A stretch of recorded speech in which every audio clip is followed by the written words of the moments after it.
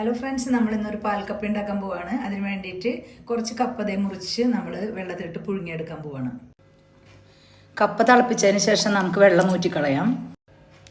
പിന്നീട് നമുക്ക് വീണ്ടും തിളപ്പിച്ച വെള്ളം ചേർത്ത് കൊടുക്കാം. ഇനി ആവശ്യത്തിന് ഉപ്പ് ചേർത്ത് കൊടുക്കാം. ഏകദേശം 10 മിനിറ്റിൽ കപ്പ വെന്ത് കിട്ടും. അതിനുശേഷം നമുക്ക് വീണ്ടും വെള്ളം ഊറ്റിക്കളയാം. ഇനി നമുക്ക് ഈ പാൽക്കപ്പയിലേക്ക് കുറച്ച് സാധനങ്ങൾ ചതച്ച് ചേർക്കാനുണ്ട്. 10 ചുമന്നുള്ളി, 4 വെളുത്തുള്ളി, 3 പച്ചമുളക്. നമ്മൾ ഇങ്ങനെ ചതക്കുന്നതിന് പകരം നമ്മുടെ ചെറിയ മിക്സി ജാറിലിട്ടിട്ട് ഒന്ന് ക്രഷ് ചെയ്തെടുത്താലും മതി. ഇനി നമുക്കിത് ഇതിലേക്ക് ഇട്ട് കൊടുക്കാം.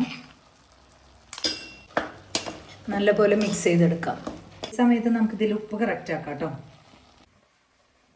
1 കപ്പ് പാല് നമുക്കിതിലേക്ക് ഒഴിച്ചു കൊടുക്കാം. ഇനി ഒരു കപ്പ് ചൂടുവെള്ളം കൂടെ ചേർത്ത് കൊടുക്കാം, സെയിം അളവിൽ തന്നെ.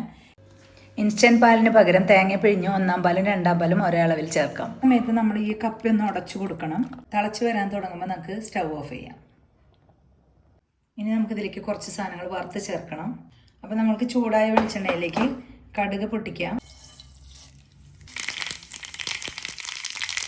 ഒരു 3 ചുമന്നുമുളക് പൊട്ടിച്ചിട്ട് കൊടുക്കാം.